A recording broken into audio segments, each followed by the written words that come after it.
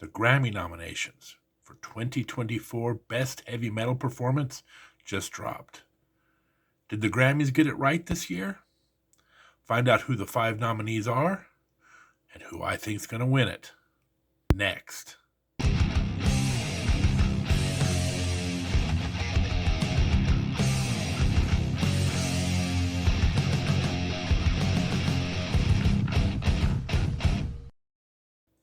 Welcome, metal enthusiasts, to another episode of The Metal Dude Abides.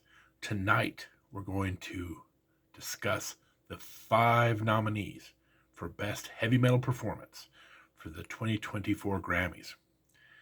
Now, if you've been watching the channel, you know that right now we're right in the middle of a series called Fixing the Grammys. And what we do is we take a look year by year and talk about the underrated heavy metal that should have received Grammy nominations, Grammy awards, and Grammy recognition.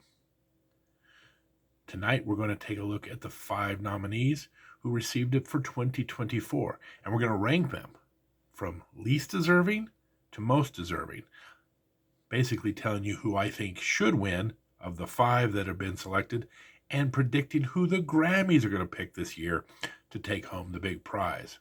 So without further ado, let's go through those 5 nominees.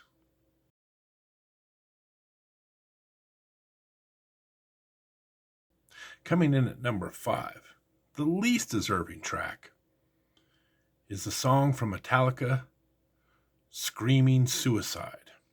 Now hold on, Metallica fans. This is not an indictment on Metallica. It's not an indictment on this song. I love Metallica. The fact of the matter is, the reason this song is not deserving of a Grammy is because this song was produced in March of 2023. So when the Grammy Awards happen in February 25, this song will be almost a month short of 2 years old. Technicalities aside, this song should not be nominated. And if you think I'm a Metallica hater, all you have to do is go back to our Grammy special last year where I praised Metallica's album, 72 Seasons, and several of the great songs that were in it. My issue is not with the song. My issue is not with the band. My issue is with the Grammys nominating a song this old to represent the year 2024. Now listen, maybe it's time we have a heart-to-heart, the metal community and the Grammys. Listen, Grammys. In 1989, you blew it big time. And unfortunately, you can't take that back. In 1989, you passed over Metallica. Worse yet, you passed over their great song, One, which many people consider maybe one of the top 10 songs in the history of heavy metal. And you passed them over for Jethro Tull, who even Jethro Tull fans were like, Jethro Tull's still making music? You blew it. But listen, you're not going to make it up by nominating Metallica every year for the end of time, even when they're not making music. Listen, what you did to Metallica in 89 was wrong, but by injecting Metallica into years where they did not produce any new music, robs bands of today just like you robbed Metallica back then. You can't go back and fix the past by screwing over bands in the year 2024. There's a lot of great music out there. And listen, if Metallica puts out an album and they throw their hat in the ring, they're up for consideration. If you go back to my program last year, it was a little bit controversial. You had people on both sides of the aisle. I was on the side of Metallica being nominated last year because I thought 72 Seasons was a fantastic album. And so their nomination in 2023 was well deserved. But they did not put out anything in 2024 and should not be a nominee. Least, number 5, shouldn't be on here at all, Metallica, Screaming Suicide.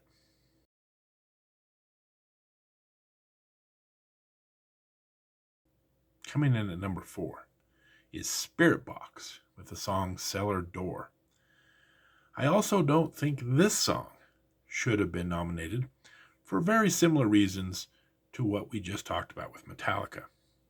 Spirit Box received their first nomination last year for the song Jaded. This song, Cellar Door, appears on the exact same EP as Jaded, meaning once again you have a song, while technically within the window of what the Grammys accept for this year. But technicalities aside, this song was on the exact same EP that was considered last year. I'm sorry. That's going back in the past and taking two songs from the same album across 2 years, and I'm against that. Once again, I love Spirit Box. I thought Jaded was an excellent choice by the Grammys a year ago. But again, that was a year ago. Running it back in the year 2024, I'm just not a big fan of that maneuvering. Once again, let me throw this pitch out here. There is some great heavy metal music in the year 2024, and nominating the same exact bands from the same exact album 2 years in a row is kind of Bush League Grammys. So technically the Spirit Box release came much later in the year 2023, and the Grammys have kind of a weird calendar, so technically it does fall within the window, which is better than what happened with Metallica, which was well outside the window. But nonetheless, similar to what I said last year, you can go back and look when I threw out Disturbed and Slipknot for the very same reasons. This song's a little too old, and not to mention, there are several songs on that EP better than Cellar Door. So for those reasons, Spirit Box, you are fourth on the deserving list.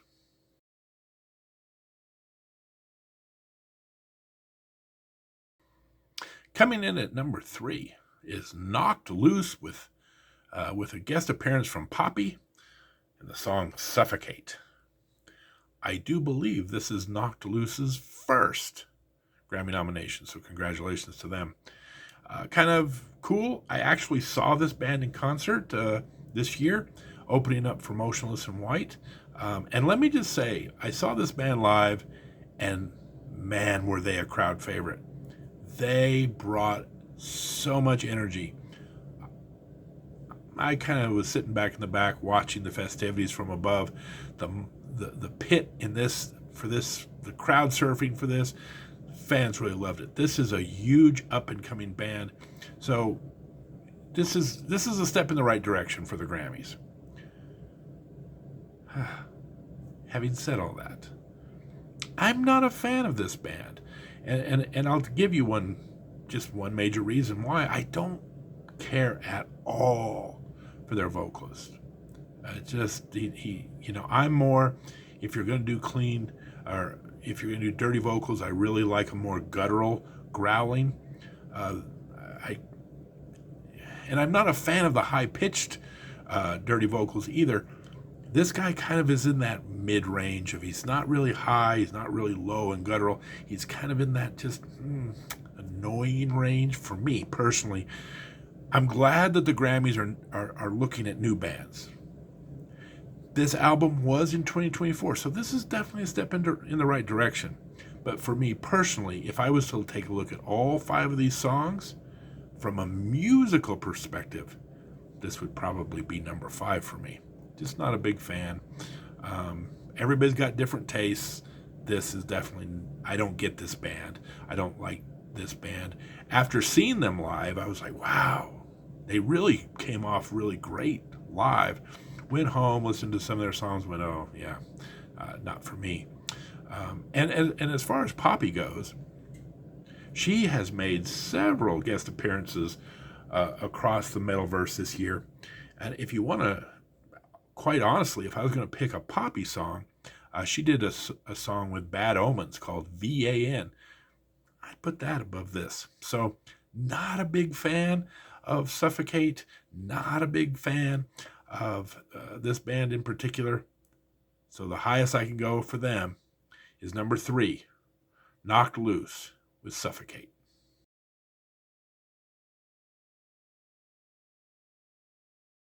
Coming in at number 2, Judas Priest, Crown of Horns. I love Judas Priest, one of my all-time favorite bands.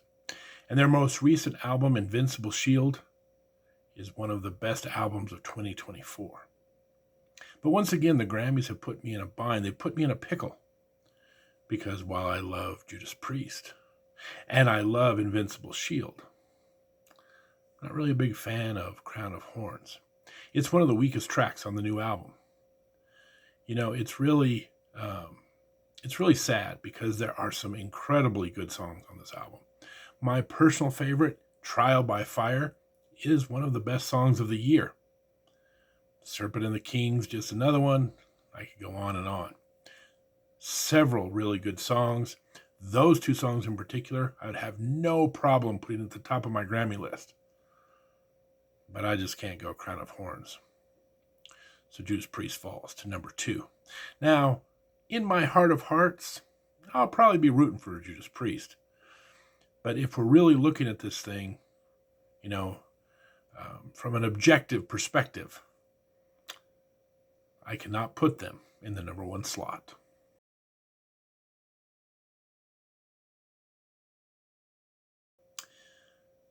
So after looking through the field, I've come to the conclusion that the most deserving song of this bunch has to be Gojira, Mea Culpa. Now, the history behind this song is pretty cool in that the Summer Olympics, for you who may not be following the sporting world, the Summer Olympics was held in France this year. And so as part of the opening ceremonies, they actually invited Gojira to come in and play this particular song. So this song has major cultural influence and significance because it's very rare to see a heavy metal band get this kind of stage around the world. So a really cool moment. And for those of you who may or might watch it, you can go out and see it on the internet, of course. The setup of this is really cool. They're doing like a musical production of Les Mis. They're at the barricades. They're doing their thing. And then it breaks into this ridiculously heavy song. Gojira is playing like in the windows of this massive building. And this song has a lot of really cool pieces to it because it is obviously a very heavy song. It definitely has that Gojira feel to it.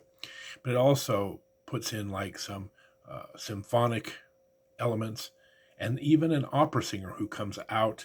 And after this big heavy number, it's only about 3 minutes long, then it breaks more into that operatic singer, continues on. So there's like a transition between Les Mis and this opera singer. But it's pretty cool. Like I said, it's heavy. It's got, you know, the orchestra. It's got the opera. It's got everything. I love it when heavy metal kind of branches into that kind of symphonic rock, especially when you start getting into that operatic singing. Really good stuff. Again, this isn't a song that I'm just going to sit around and listen to, but if you apply it along with the stunning visuals that they had at the Olympics, this thing has to win, right? So not only is it going to be my choice, I'm also going to predict that the Grammys are also going to see the significance of this moment. Not every day heavy metal gets to be on the world stage, and will also pick Gojira as well. So I think Gojira is the favorite. Now, listen, Metallica has brought this prize home 9 times. They're always a threat. We talked about it when we talked about their song. The Grammys are really big fans of Metallica, especially after the early controversies. They seem like they are, you know, always a threat to take home the prize. But with all things considered, I think Gojira has to take it home. The most deserving song, my pick, and my predicted pick, Mea Culpa.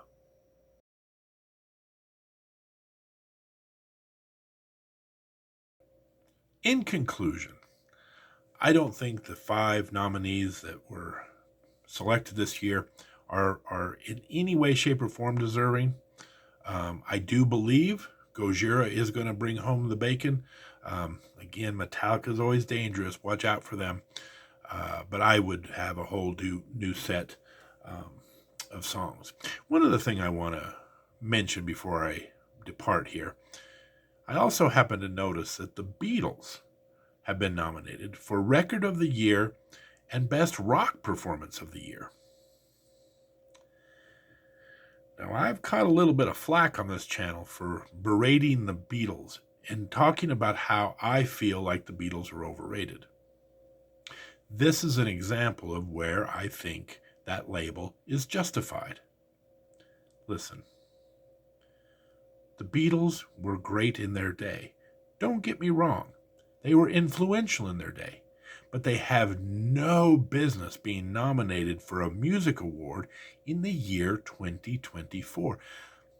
I don't want to be cold-hearted here, but the Beatles broke up over 50 years ago. John Lennon has been dead for more than 40 years. The Beatles do not deserve to be nominated for a Grammy Award in 2024. No matter what you think of the current rock scene, the bands of today should be receiving awards for the music of today. Basically, this is the equivalent of the Oscar Awards coming out and giving the Best Picture of the Year to The Godfather because they had a special 50-year anniversary and showed it on the big screen for a week. People would lose their minds if the Oscars said The Godfather is the best picture of the year in the year 2024. Grammys, listen, I know that your main audience grew up on the Beatles, but maybe you could get a younger audience if you actually start promoting music from the year of the awards. Just a thought, because this is another example of the Grammys making an absolute joke of themselves. Now, enough about that. There's probably a couple of you out there going, okay, Hotshot, who would you be nominating for the 2024 Grammys? And I'm glad you asked. But you're going to have to wait till December to find out, because on this channel in December, we're going to be having the top 10 heavy metal albums of the year. And then, depending on where I cut off the list, the best songs of the year as well. So you will know who I pick as the top 5 albums. You're going to find out who I pick for the top 5 songs. But you're going to have to wait about, what are we talking about, a month from here. Because I am compiling that list as we speak. I have a pretty good idea. But you never know. Something could come in at the last minute. I could have a change of heart. Sometimes you do, swerves at the end. Now, if you want to know who I'm picking and you want to see these great specials at the end of the year, the best way to get informed of that is to subscribe to the channel, because, the Christmas season, it's going to get busy. You're going to be running around trying to find that last blue sweater for Uncle Ned, and you're going to forget about this. So if you subscribe now, they'll alert you, the YouTube will alert you to the new content that I'm putting on the channel, including best albums and best songs of the year. Also, and you got to tune in to find out who, on this channel, we are dedicating this to the history of heavy metal. We're going year by year, but we're also going to start a new feature in December. We're going to do another special where we're going to nominate our very first Metal Dude Rock and Roll Heavy Metal Hall of Fame. Because not only has the Grammys ignored great heavy metal music over the year, so has the Rock and Roll Hall of Fame. So we're going to right all the wrongs of this channel. We're going to tell you who's good this year, but we're also going to go back in the archives and tell you who should be the winner and who should be in the Hall of Fame. So the very first Hall of Fame nominee, award winner, is going to be right here in December. So once again, subscribe, find out who, and give this video a thumbs up, give us a like.